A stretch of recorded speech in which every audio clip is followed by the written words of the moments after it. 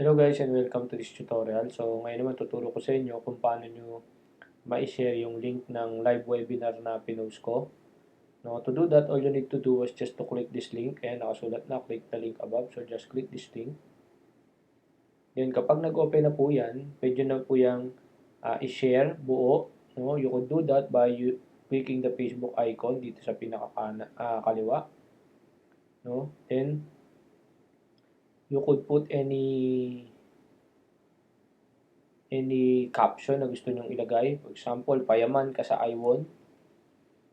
Payaman ka sa iWon. Atin live IVP. Yan. So, pwede pong ganyan. Tapos, pwede mo na siyang i-share sa timeline mo. Pwede mo siyang i-share sa timeline ng friend mo. Tatype mo lang yung timeline ng friend mo. No? Or, pwede mo rin siyang i-post sa group. So, tatype mo lang name ng group mo or sa page. Tapos kung ano yung mga page na hawak mo. Or pwede mo rin siyang i-share sa private message. For example, pang private message mo sa kaibigan mo. Okay? So, upon clicking this share link button, kapag na-click nyo na po yung share link na button, kusa na po siyang masasubmit. So, ganun po siya kasimple. Okay? So, now,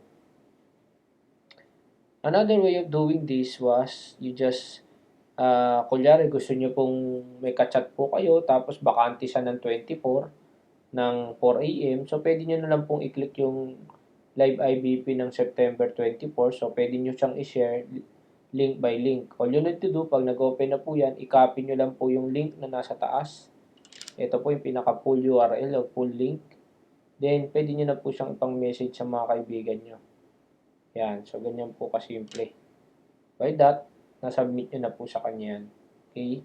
So, kaya po, pwede nyo na po kausapin yung mga kausap nyo. Katapos po, kung kailan po sila bakanting umattend ng live IBP, ibigay nyo lang po yung link dito kung saan po sila available. So, again, just open the link and then copy the link. Okay? And then, pwede nyo na siyang i-post, ipang-message sa kaibigan mo. Or pwede mo ring i-post sa timeline mo.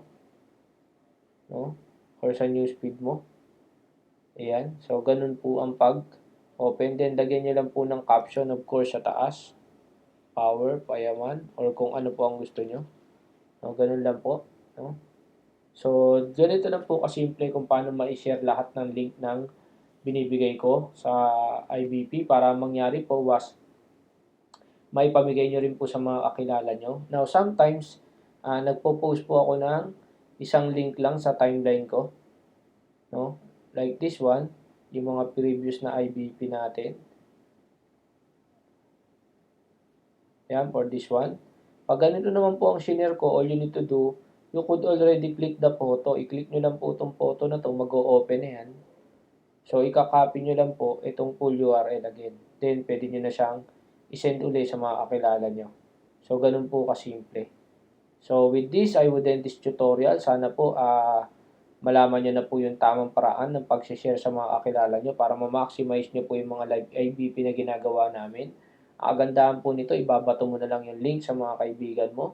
No? Ayan na po lahat. So, pagka-chat mo sila at willing silang manood or makinig sa live IBP, so, pag sinabi na sa yung oras, araw, so pwede nyo na po silang papiliin dito. Pwede nyo na po itong ibigay sa kanila kung alin po dyan sila bakante. So, ganun po kasimple. So, with this, I would end this tutorial.